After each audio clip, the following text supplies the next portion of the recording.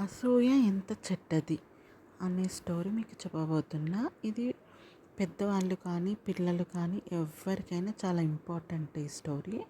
పెద్దవాళ్ళు వింటే మాత్రం మీ పిల్లలకి ఈ స్టోరీ వినిపించడానికన్నా ట్రై చేయండి. లేదు అంటే వాళ్ళకి ఈ స్టోరీ చూపించండి, వాళ్ళే నేర్చుకుంటారు. ఎందుకంటే మనకిప్పుడు ఎదిగే పిల్లలు మాత్రం ఖచ్చితంగా ఈ స్కూల్కి వెళ్ళే పిల్లలకి ఖచ్చితంగా అవసరము ఈ స్టోరీ అనేది. స్టోరీ కూడా వాళ్ళకి అలవాటు చేస్తే కూడా వాళ్ళు మంచిగా మిగతా ఆటలు లైక్ ఎక్కువ టీవీ చూడడం కానీ మొబైల్స్ చూడడం కానీ ఆపేసి కొంచెం స్టోరీ హియరింగ్కి వీటికి అలవాటు పడతారు. ఒకవేళ పెద్దవాళ్ళు మీరు ట్రై చేసి చూడండి పిల్లలకి ఇలాంటి స్టోరీస్ చెప్పి. ఇప్పుడు మనం కథలోకి వెళ్దాము. అండ్ మీకు ఈ కథలు కనుక నచ్చితే మాత్రం నా ఛానల్ని కొంచెం సబ్స్క్రైబ్ చేసి లైక్ చేసి ఎంకరేజ్ చేయండి. ఒక గ్రామంలో సీత గీత అనే ఇద్దరు స్నేహితులు ఉండేవారనమాట. ఇద్దరు కలిసి చదువుకునేవారు. ఎప్పుడు మంచి ర్యాంక్తో బాగా చదువుకునేవారు. కానీ గీత చాలా కష్టపడి చదివి ప్రతి పరీక్షలో మంచి మార్కులు తెచ్చుకునేది.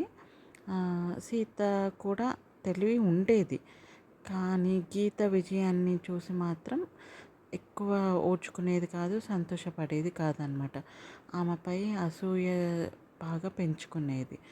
గీత ఎందుకు ఎప్పుడు ముందుంటుంది అని ఆలోచిస్తూ తన చదువుని తను మాత్రం దూరం చేసుకునేదన్నమాట.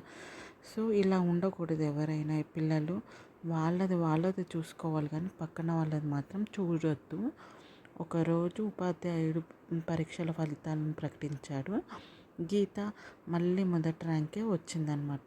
సీత మాత్రం తక్కువ మార్కులు తెచ్చుకుంది. అప్పుడు ఆ ఉపాధ్యాయుడు ఏం చేశాడంటే సీతను పిలిచి ఇలా అన్నాడు, ఇతరుల విజయాన్ని చూసి అసూయ పడితే మన సమయమే వృధా అవుతుంది. అదే సమయాన్ని అభివృద్ధికి ఉపయోగిస్తే నువ్వు విజయం సాధిస్తావు అని చెప్తాడనమాట.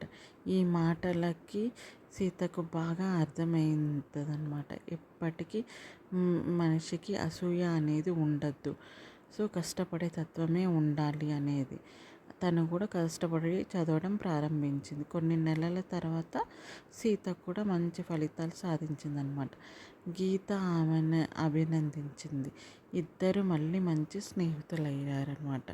సో మనకి నీతి ఏంటంటే అసూయ మన ఆనందాన్ని దొంగిలిస్తుంది.